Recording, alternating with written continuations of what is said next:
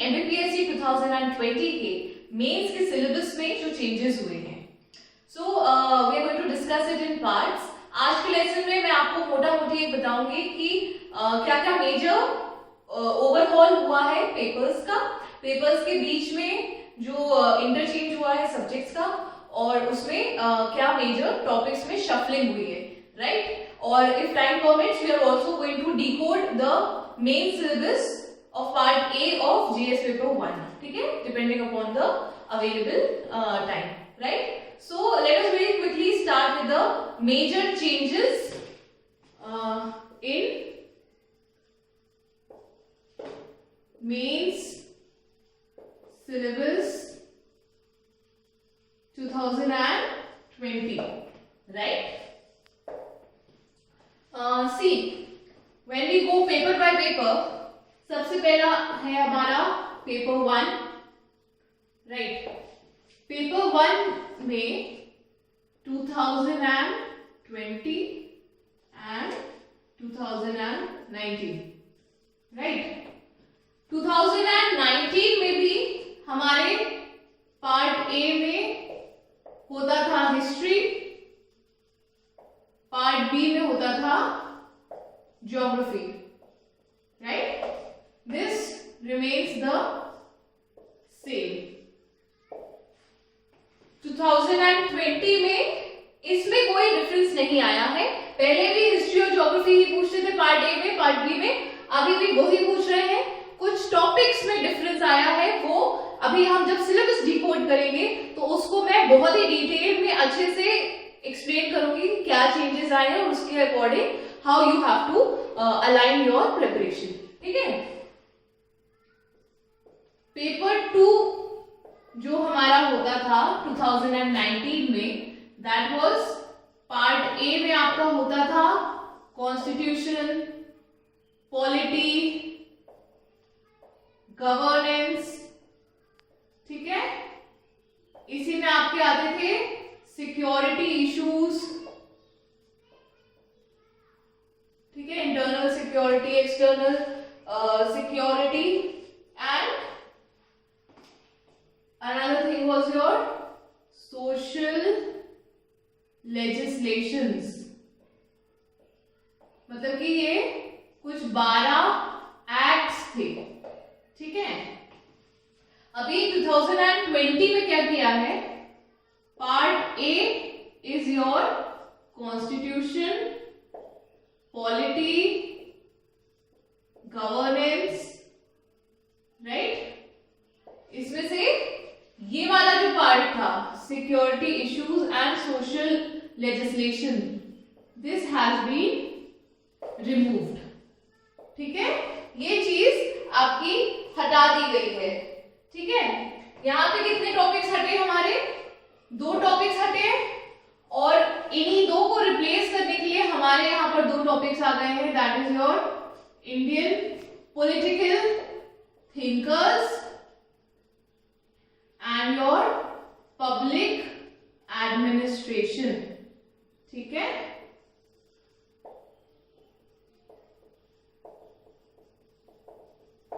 तो पेपर 2 के part A में ये चेंजेस हुए हैं, सिक्योरिटी इश्यूज, इंटरनल और एक्सटर्नल सिक्योरिटी ऑफ इंडिया, जिसमें कि हम पढ़ते थे नैशनलिज्म, कम्युनलिज्म, ठीक है?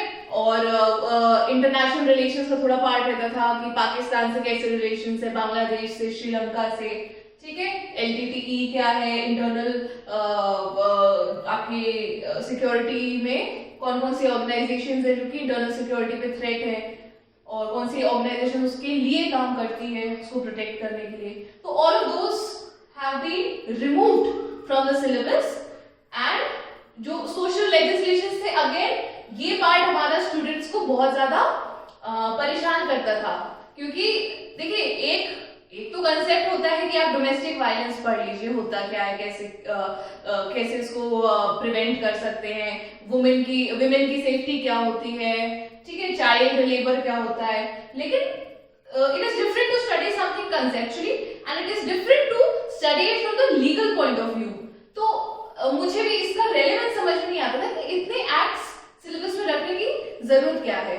बट ऑफ कोर्स रहते थे तो सभी जन पढ़ते थे और उसको क्वेश्चंस को अटेम्प्ट भी करते थे, but this I always got the query and I from that I deduce कि ये एक बहुत ही डिफिकल्ट क्वेश्चन रहता था मेजॉरिटी ऑफ द स्टूडेंट्स के लिए, ठीक है। तो this is good that these acts have been removed and rather than that more directed and more specific topics have been added.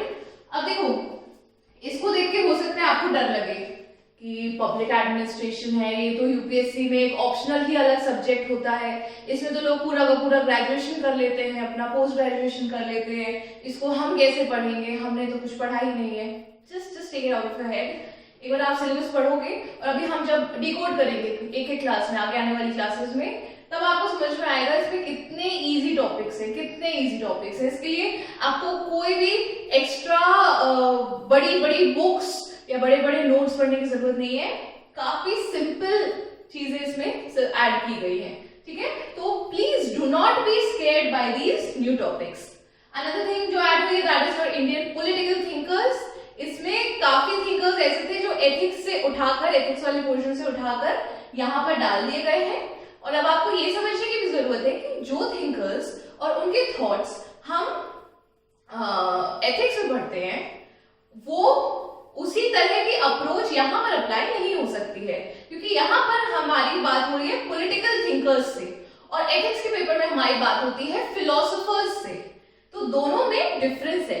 Mahatma Gandhi ji का political thought would be very different from his philosophy. Philosophy में हम पढ़ेंगे non violence था और ये सारी चीजें थी, लेकिन पॉलिटिकल थॉट में हम पढ़ेंगे how did he use that non violence and what were the basic principles of that, ठीक है। उसको उन्होंने पॉलिटी में, सिस्टम ऑफ गवर्नमेंट में कैसे अप्लाई किया और क्या उनके उस फिलोसफी के क्या रिलेटेड थॉट्स थे उनके पॉलिटिकल सेटअप में, ठीक है। तो थोड़ा सा पढ़ने का अप्रोच डिफरेंट होगा, you need not worry about it, ये भी आसानी से किया जा सकता है, ओके।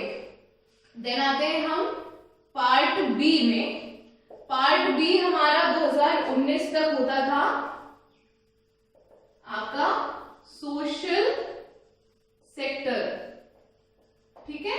इसमें हम बात करते थे एजुकेशन की, हेल्थ की, ठीक है, ह्यूमन रिसोर्स डेवलपमेंट की,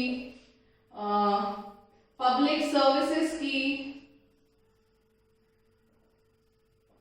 ओके। और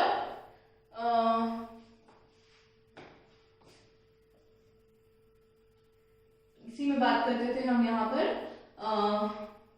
ठीक है, ये सारी यहाँ पर हम बात करते थे, राइट। पार्ट बी में अब हमारा आ गया है इकोनॉमी, राइट। अब हम यहाँ पर बात करते हैं इकोनॉमिक्स एंड सोशियोलॉजी। तो जो हमारा अभी तक हमारा पेपर 3 अप टिल 2019 पेपर 3 के सेकेंड पार्ट में इकोनॉमी वाला पोर्शन होता था, अब वहां से उठा करके इकोनॉमी को सिर्फ पेपर 2 के पार्ट बी के भी एक पार्ट में डिफाइन कर दिया है, ठीक है। तो ये एक बहुत ही बड़ा मेजर ओवरहॉल है सिलेबस का कि एक पूरे पेपर को, मतलब एक पूरे पार्ट को शिफ्ट करके किसी दूसरे पेपर का पार्ट का भी सब पार्ट बना दिया है, right. So this is a very very important change. और यहाँ पे एक टॉपिक ऐड हुआ है that is your tribes. Tribes के बारे में काफी डिटेल डिस्कशन आपको करना पड़ेगा। ट्राइब्स की बहुत सारा उन्होंने कैटेगरी दी है कि इस सब हेडिंग के अंडर आपको हर ट्राइब को एक्सप्लेन करना है, ठीक है। तो इसमें अगर आप थोड़ी रिसर्च करके अपने खुद के नोट्स बना लेंगे तो this topic is going to be very easy for you, okay. मतलब इतना डिफिकल्ट या परेशान होने की बात इसमें नहीं है, ठीक है। इसमें और चीजें रहती थी, पब्लिक एक्सपेंडिचर एंड अकाउंट्स। ये वाला जो पोर्शन है, जैसे कि ह्यूमन रिसोर्स डेवलपमेंट में बहुत सारी ह्यूमन रिसोर्स है, एजुकेशनल ऑर्गेनाइजेशंस थी, national council for teacher education, just hold on a minute, I think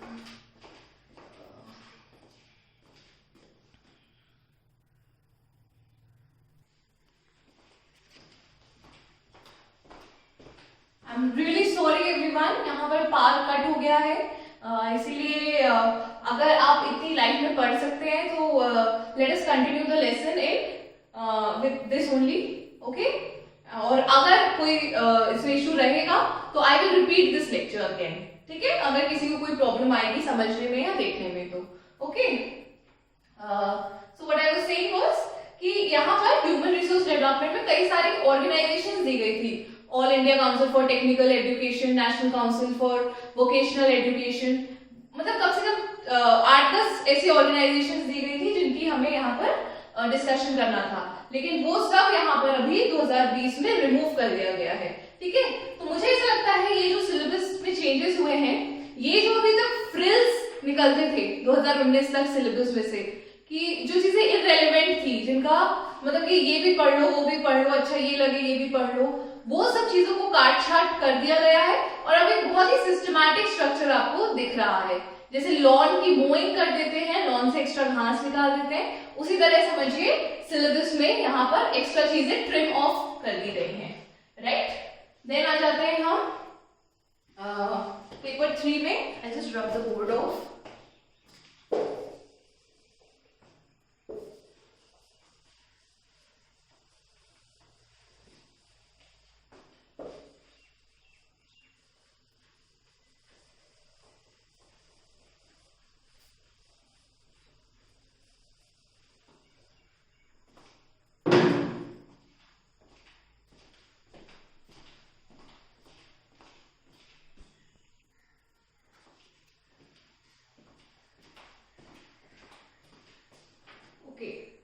अब अगर हम पेपर 3 की बात करें, paper 3 up till 2019 part A होता था हमारा science and technology, part B होता था हमारा इकोनॉमी, ओके।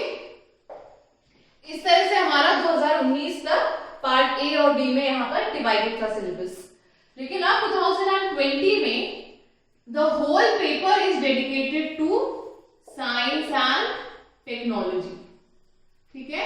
पूरा का पूरा पेपर यहाँ पर साइंस और टेक पे कर दिया है। कई सारे स्टूडेंट्स ये वाला पोर्शन डिकोड करने के लिए बोल रहे हैं, तो वी विल डू इट, ठीक है, आप निश्चिंत रहें। हम GS paper 1 part A, GS paper 1 part B, 2 part A 2 part B, सारा हम लोग एक एक करके डिकोड करेंगे और बहुत ही क्लैरिटी के साथ। I think after completing these lectures आपको एक कॉन्फिडेंस रहेगा कि अब आप एटलीस्ट ये समझ चुके हैं कि सिलेबस में पूछा क्या जाएगा, okay. Now next is science and tech में आपके जो 10 यूनिट्स हैं,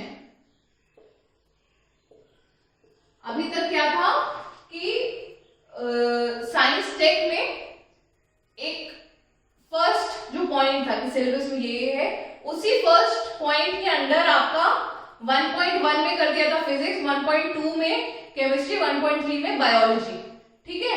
लेकिन अब यहाँ पर 10 यूनिट बना दिए हैं उन हर सब टॉपिक्स के, मतलब इसमें आपका एक यूनिट हो गया फिजिक्स का, एक केमिस्ट्री का, एक बायोलॉजी का, एक एनर्जी का, एक एनवायरमेंट का, एक आपका मैथ्स का, ठीक है, एक स्पेस टेक्नोलॉजी का, एक कंप्यूटर्स का, ठीक है, एक आपका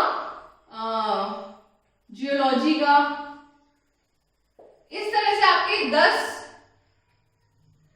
आपके यहाँ पर एक हेल्थ का, मतलब हर छोटे छोटे टॉपिक को यहाँ पर एक यूनिट बना दिया है, ओके। तो this is the change, we are going to decode this in the next lessons, ठीक है।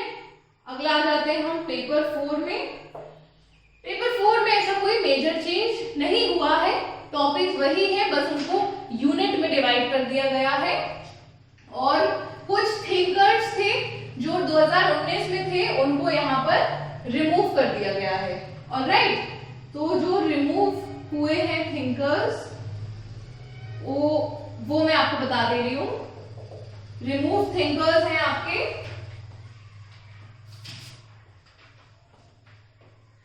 One is your B R Ambedkar साहब, ठीक है।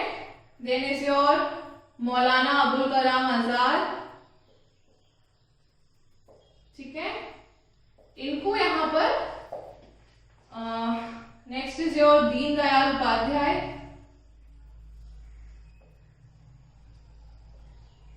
ठीक है, and last is your Ram Manohar Lohia, ठीक है। तो ये जो है ये हमारे 4 थिंकर्स को 1 2 3 4 these 4 thinkers have been removed from the syllabus.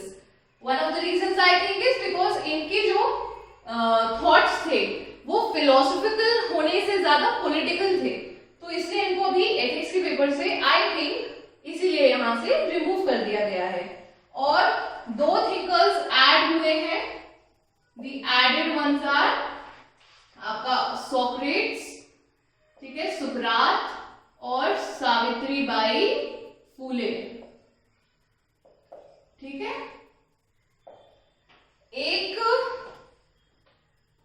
एक आई थिंक हमेशा से एक डिस्पैरिटी थी कि कोई भी फीमेल थिंकर्स यहाँ पर नहीं थी, तो ये सावित्रीबाई फूले को यहाँ पर ऐड किया गया है। तो ये 2 थिंकर्स ऐड हुए हैं, ये 4 रिमूव हुए हैं।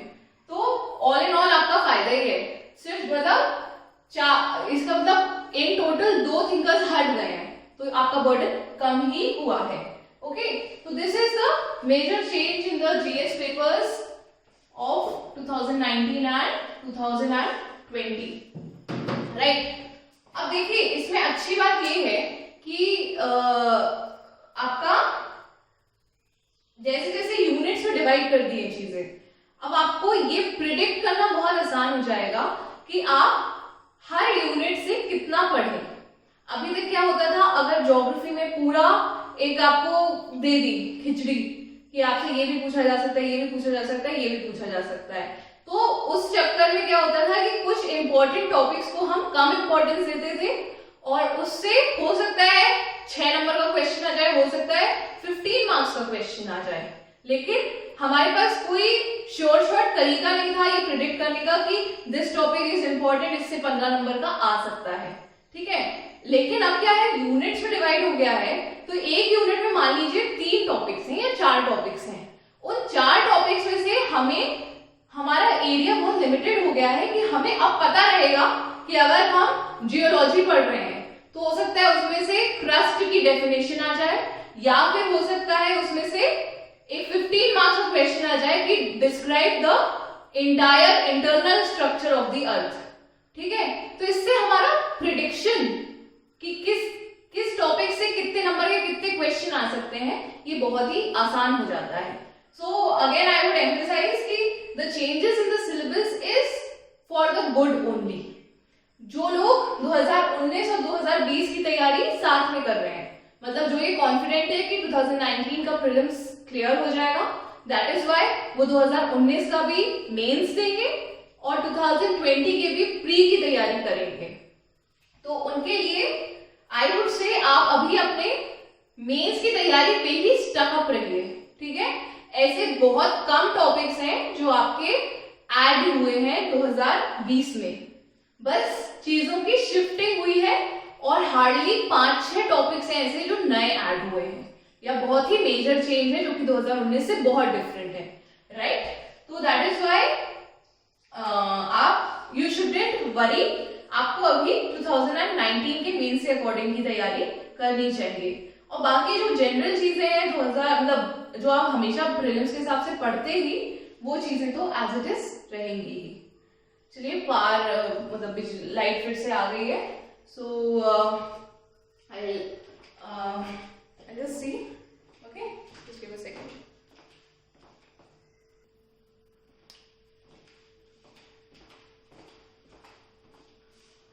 Okay, so we have discussed the basic changes in the syllabus of 2020, ठीक है, in the main syllabus. दूसरा we will end this lesson over here. इसके बाद जो decoding है वो हम लोग नेक्स्ट लेसन से स्टार्ट करेंगे, ठीक है। हर पेपर में कितने यूनिट्स है, हर यूनिट में क्या पूछा जाएगा, उसको कैसे पढ़ना है, क्या इंपॉर्टेंट है, ये हम लोग नेक्स्ट लेसन से डिस्कस करना स्टार्ट करेंगे, क्योंकि अभी भी पार कट होने की संभावना है, right? So it might not be feasible for me to start with the decoding right now. Okay, so I hope मोटा मोटा आपने syllabus का changes आपको समझ में आ गया होगा. We'll continue decoding the syllabus in the next lesson.